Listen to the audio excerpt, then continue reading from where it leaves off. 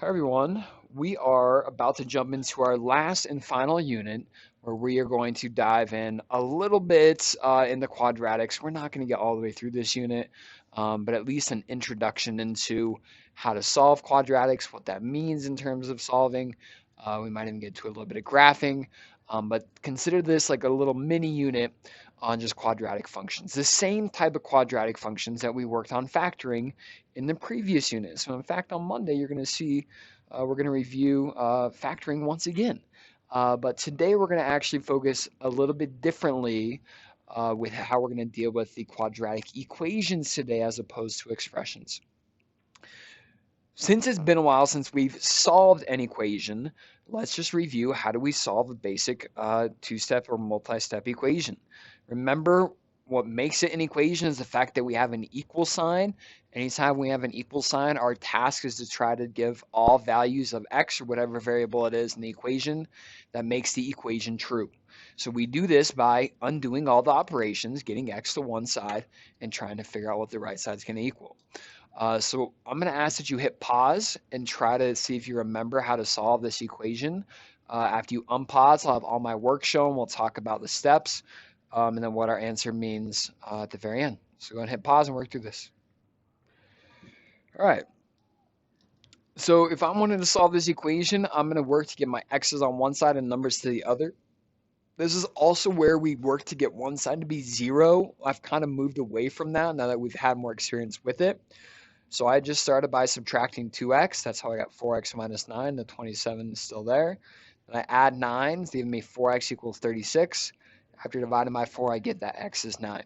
So what this means is if we let x be 9 and we plug this back in the equation, we're going to get a true statement. We could check that.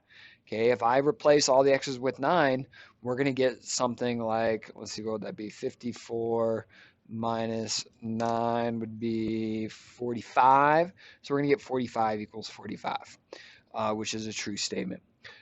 So we're going to take the same approach today as we solve quadratics. So the first thing that I want to point out, we've actually had this conversation before, that the largest exponent determines what type of equation we have.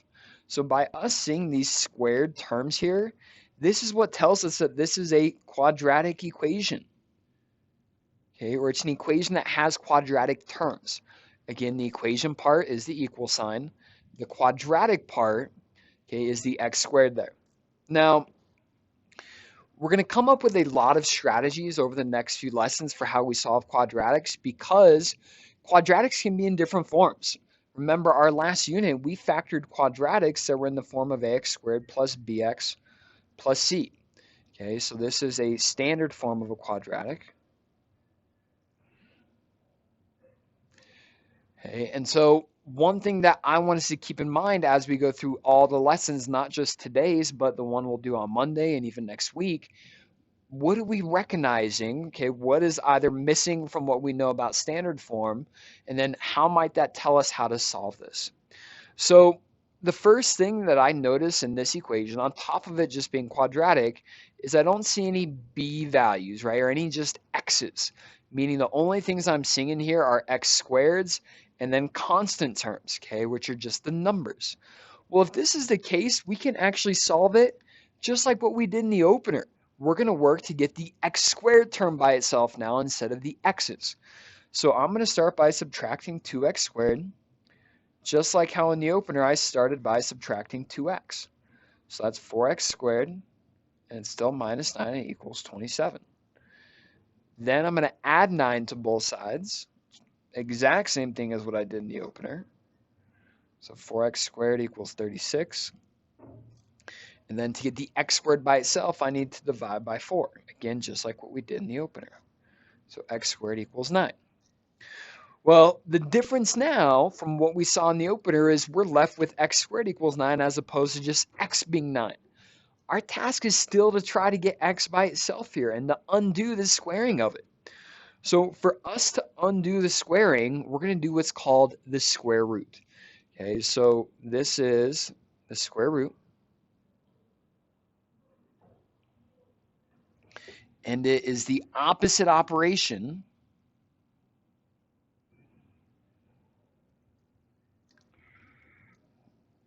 of squaring, meaning they undo one another. So if I square something and I square root it, it gets rid of me squaring it. Some of you have already dealt with square roots before. Like a lot of you, if you see square root of 9, which we're going to see here in a second, a lot of you are going to immediately know that that is equal to 3. Well, how do we know this, or what are we trying to evaluate with square roots? When I see the square root of 9, really what we are determining, or how we get the value, is we think what number or numbers times themselves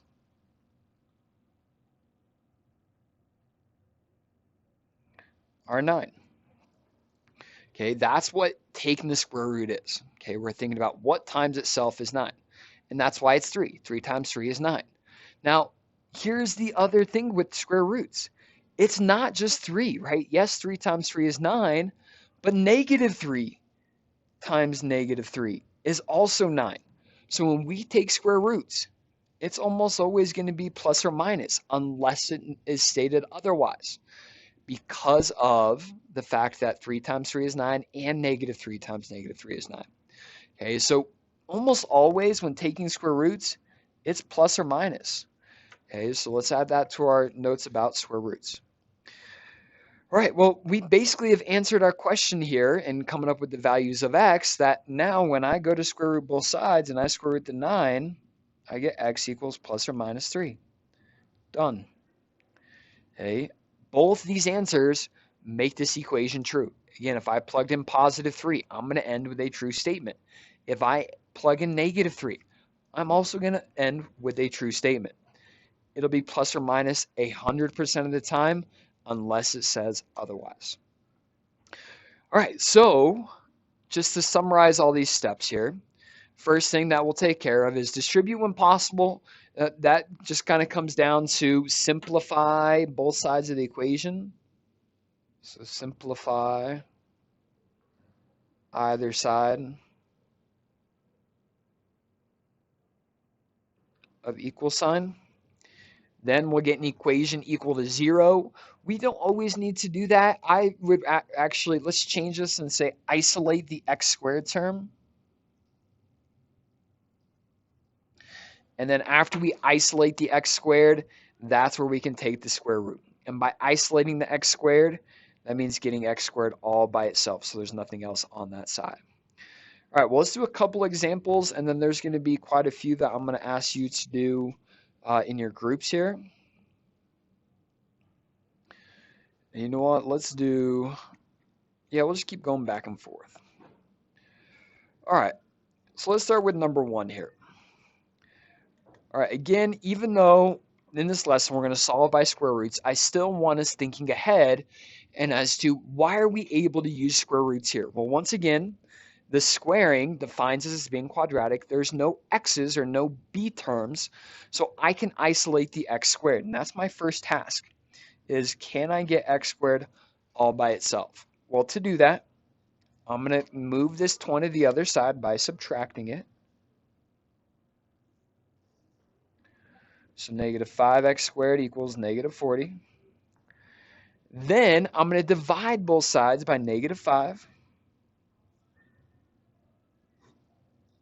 And that gives me x squared equals 8. And now we're going to go ahead and take the square root. So the square rooting gets rid of the squaring. And we'll say that x equals the square root of 8, where if we're not able to get this to be a whole number, we're going to just leave it as plus or minus 8. Okay, because right, I'm thinking about what number times itself is 8. Well, that's not a whole number. That's going to be a decimal. So our exact answer here is plus or minus the square root of 8. Now, your calculator can help us with this. Every calculator is going to have a square root button. And typically, it's going to be the opposite of the squaring. So if I press second and then the square button, that should bring in the square root. So square root of 8, 2.83. So we could also say that our answer is plus or minus 2.83. Okay, root 8 is exact. 2.83 is your rounded answer. All right, I'm going to have you all work through number 2. You are going to have to combine like terms before you isolate the x squared. Go ahead and pause the video and do your best to work through this. All right. So first thing I did here is I'm getting my x squared terms to the left. So subtract the 3x squared. I get 2x squared minus 7 equals 25. Then I add 7 to both sides, so 2x squared equals 32. Dividing by 2 allows me to get the x squared by itself, so x squared equals 16. To undo the squaring, I'm going to take square roots. So the square root of 16, I undo the squaring by square rooting, and so x is equal to the plus or minus the square root of 16. A perfect square, meaning when I take the square root of 16, it's a whole number, right? What number times itself is 16? That'd be positive and negative 4. Again, your calculator, if you're not recognize that as being a whole number, if I press second, x squared, and then of 16, it's just going to tell me 4 in the calculator. We have to add in the extra knowledge of it being plus or minus. Okay, so plus or minus 4. All right, well, let's do number 4 here, just because there's a little bit more with the distribution. Now, again, I want to start with, how do we know that we need to go, or how do we know we can use square roots? Well, once again, I see an x squared, so this is quadratic.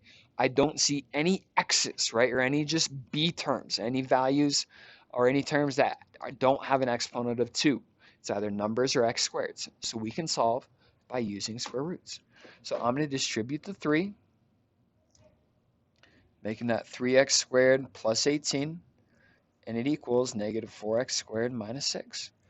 Well, now it's the exact same as what we did in number 2 here. So I'm going to go ahead and I'm going to get my x squareds to one side. So I'm going to add 4x squared.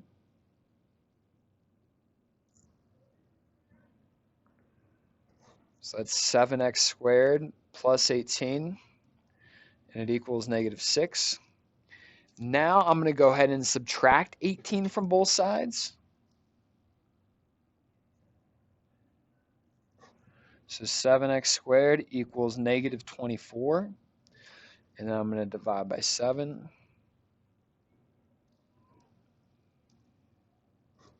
I get x squared equals negative 24/7. Let's leave that as a fraction. And then now I'm going to go to square root it. But something happens when I go to try to square root this number. When I square root negative 24 divided by 7, the calculator yells at me. It says this is a non-real answer. Well, what is it about it that we're taking the square root of that's different than all the others? It's the fact that we're square rooting a negative. We can square root of a negative because there's no way, or there's no number times itself that makes this positive, right? Let's go back to what we know about like root 9. Let's pretend we wanted to take the square root of negative 9. We'd be thinking about what number times itself is negative 9. That'd be 3 or negative 3. That'd be the most common wrong answer. But, right, no matter what I say, 3 times 3 is a positive 9. Negative 3 times negative 3 is a positive 9. The only way that we're going to get this to be negative is if one number is positive and one's negative. And that's not possible with square roots. So our conclusion here is that this is a non-real answer. Eventually, you'll learn about something called the imaginary number that allows us to still get a solution for this particular equation. All right, well, let's do this. Let's skip number 3. And then why don't you all work through 5 and 6 as the last 2 problems that we're going to do here in class. And then you'll grab the homework page from the sub shortly after. So go ahead and hit pause and work through 5 and 6. All right, let's start with 5, as there's quite a bit of simplifying to do with 5. Again, there's only x squareds and no x's, telling me that we can isolate the x squared and take square roots. So the first thing I'm doing on the left side, I'm combining 8 minus 3 to get 5. So that's 14x squared plus 5. On the right side, I'm going to distribute the 2. That's how I get 4x squared and then 16. Then I combine the 7x squared and the 4x squared to get 11x squared. All right, sorry about that. I paused and kind of lost my train of thought here. I believe we were working on simplifying the equation. I talked about how I'm going to simplify the left side with the right side. I distribute this 2. Then I have like terms of 7x squared and 4x squared that combine to be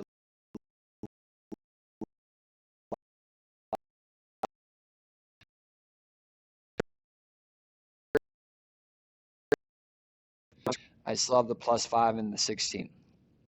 Subtracting 5 from both sides gets that to 3x squared equals 11. And dividing both sides by 3 allows us to get to x squared equals 11 thirds.